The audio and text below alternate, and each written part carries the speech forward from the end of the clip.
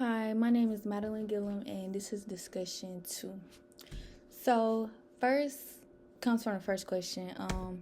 My perception and experiences with individuals with disabilities have grown tremendously over the years through school, through working with people with disabilities, maybe not just having physical disabilities, but also having learning disabilities, such as ADHD, it being hard to focus and stuff. Working with kids like that, it's a challenge, but I've learned that having a disability, it's not just someone being less capable. You just have to support them in different ways. And so I've seen how much of a difference it makes when people are patient, understanding, and willing to meet that individual's needs. So I believe perceptions about disabilities are very essential as an educator because they shape how you treat the student overall and what we expect of them, because their expectations are not going to be any less than a person who doesn't have a disability expectations. So their expectations are always going to be set the same. So if a teacher already assumes that a student can't do something, their student is going to start believing that, because you as a teacher, you have to set that ground and make that foundation for them in order for them to know hey, I know I can do that because my teacher told me I can do it, so I know I can do it.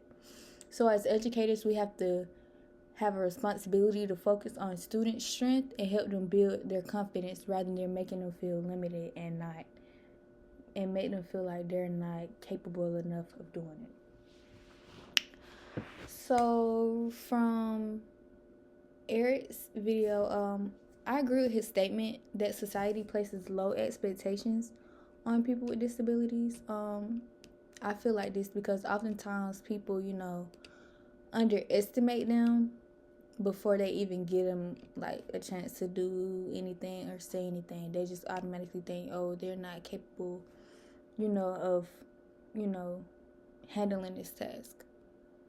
So this can affect their motivation, affect it a lot, and how they see themselves and how other people might see them. They might think other people might see them as, oh yeah, they can't really do that because of their condition, because of their disability. They can't really, do that. So the UDL is important because it encourages teachers to plan lessons that work for all students. It's not just for one set of students, it's for all the students. So instead of teaching one way, having just one set way to teach, the UDL allows flexibility in how the students learn and how they participate and how they work with other kids. And it also shows what they know. So this makes learning more inclusive and less stressful and less harder for the students, and it makes it more easier on the teacher as well. So the difference between accommodation in high schools and colleges may be because students have to advocate for themselves more in college than in high school, which I really think that's just even from my own experience, in high school, it would be this boy, they got him out of class at any time. They were basically helping him because it's high school. But it's now you see the kids, not kids, but students in college, it's they're more on their own. But I guess it's because they're in the adult world. But it's they still need help. You see other students without disabilities, they're getting around on their own. They're more independent. But like I previously stated, people need support in different ways. So it's essential for them to still need and have support in college. So some students may not know what services are available, or they might even feel uncomfortable asking for help, or they might feel like they're being judged when it comes to being in college and asking for help, even though colleges, they have disability services,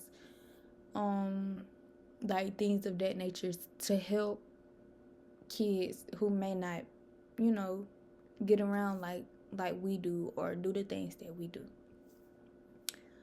So, and like I said, support in high school is automatically provided.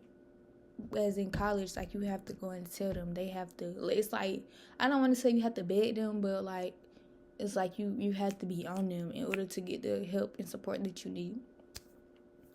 So, lastly, the response to the intervention model has clear benefits, such as identifying the students' needs early and providing the support early. So when they get off into the school year, you don't have to worry about trying to get to know